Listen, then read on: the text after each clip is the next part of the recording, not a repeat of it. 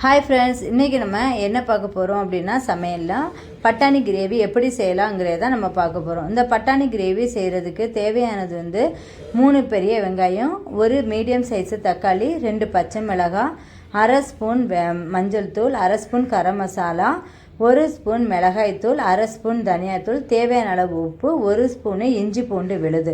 இது அவ்வளோதான் நம்ம எடுத்துருக்கோம்.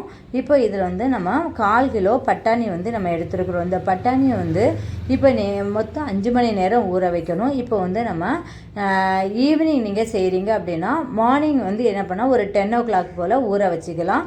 இல்லை நீங்கள் நைட்டு ஊற வச்சுக்கிட்டு இப்போ மார்னிங் செய்கிறீங்க அப்படின்னா நைட்டு நீங்கள் ஊற வச்சுட்டு மார்னிங் நீங்கள் செய்துக்கலாம்.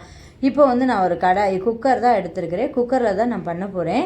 இப்போ குக்கரில் நம்ம வீட்டில் என்ன ஆயில் நம்ம யூஸ் பண்ணுவோமோ அந்த ஆயில் நீங்கள் விட்டுக்கலாம். இப்போ இதில் நான் 1 ஸ்பூன் தேங்காய் எண்ணெய் நம்ம ஆட் பண்ண போகிறோம். என்னென்னா எங்கள் வீட்டில் நாங்கள் தேங்காய் எண்ணெய் தான் யூஸ் பண்ணுவோம். அதனால் தேங்காய் எண்ணெய் தான் நான் எடுத்துருக்கிறேன். இப்போ இந்த தேங்காய் எண்ணெய் காஞ்சதுக்கு அப்புறம் அரை ஸ்பூன் கடுகு இதில் தாளிக்கிறதுக்கு நம்ம சேர்க்க போகிறோம். கடுகு பொரிஞ்சதுக்கு அப்புறம் இதில் தேவையான கருவேப்பிலையும் 2 வரமிளகாயும் நம்ம சேர்க்க போகிறோம்.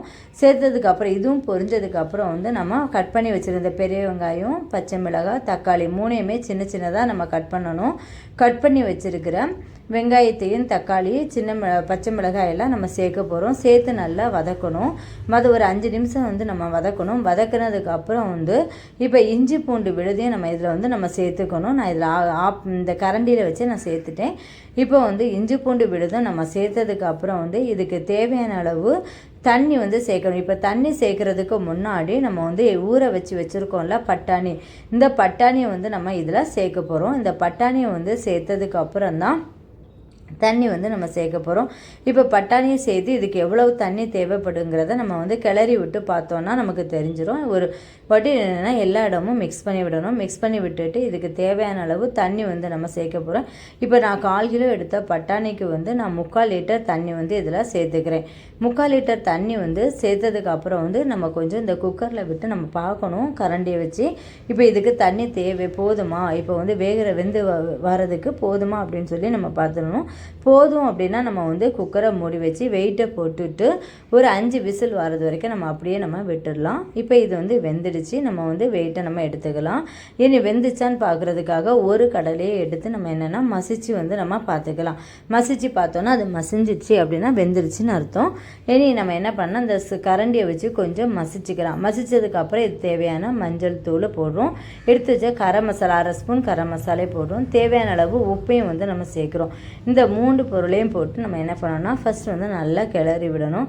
கிளறி விட்டதுக்கு அப்புறம் தான் நம்ம இதுக்கு தேவையான காரத்துக்கு நம்ம சேர்க்க போகிறோம். என்ன மிளகாய் தூள் சேர்க்க போகிறோம். இப்போ ஒவ்வொரு ஆள் காரம் அதிகமாக எடுப்பாங்க, ஒரு சில பேர் காரம் கம்மியாக எடுப்பாங்க. இப்போ நமக்கு காரம் எவ்வளவு தேவையோ அதுக்கேற்ற மாதிரி இல்லைன்னா அரை ஸ்பூன் மிளகாய் தூளும் அரை ஸ்பூன் தனியாத்தூளும் எடுத்துருக்கிறேன். இது எடுத்துட்டு இது நல்லா நம்ம என்ன பண்ணோம்னா கிளறி விட்டுட்டே இருக்கணும். இனி இதில் ஒரு சில பேர் அப்படியே கிரேவி கட்டியாக வேணும்னா அப்படியே எடுத்துக்கலாம். இல்லை கொஞ்சம் லிக்விடாக வேணும் அப்படின்னா நம்ம தண்ணி ஆட் பண்ணிக்கலாம். நான் இதில் கொஞ்சம் தண்ணி ஆட் பண்ணிக்கிறேன். தண்ணி சேர்த்ததுக்கு அப்புறம் நல்லா கொதிக்கணும். இது நல்லா கொதிக்கட்டும். கொதித்ததுக்கப்புறம் கொதித்ததுக்கப்புறம் இதில் வாசனைக்காக மல்லி இலையை நம்ம சேர்க்குறோம். மல்லி இலையை சேர்த்ததுக்கப்புறம் ஒரு 5 நிமிஷம் கழித்து கஸ்தூரி மேத்திங்கிறது இது கடையிலெல்லாம் சூப்பர் மார்க்கெட் கடையிலெல்லாம் கிடைக்கும். இதை நீங்கள் கொஞ்சோண்டு போட்டால் போதும், நல்ல வாசனையாக இருக்கும். கஸ்தூரி மேத்தின்னா ஒன்றுமே இல்லை, இது வெந்தய இலைன்னு தான் சொல்லுவாங்க. இதை நம்ம போட்டு நல்லா கிளறி விட்டுட்டு ஒரு 5 மினிட்ஸ் நம்ம ஸ்டவ்வில் ஒரு ஃபுல் ஃப்ளேம் ஆவரேஜ் ஃப்ளேமில் வச்சுக்கோங்க. வச்சுட்டு நீங்கள் மூடி வச்சுக்கலாம். இல்லை அப்படின்னா ஓப்பன் பண்ணி வச்சு நம்ம இப்படி கிளறி விட்டுக்கலாம். இப்போ கிரேவி ரெடி ஆயாச்சு. இப்போ நம்ம இது சப்பாத்திக்கோ, இட்லிக்கோ, தோசைக்கோ, ஆப்பத்துக்கோ எதுக்குனாலும் வச்சு சாப்பிடலாம். ஆனால் சப்பாத்திக்கு ரொம்ப ஃபண்டாஸ்டிக்காக இருக்கும்.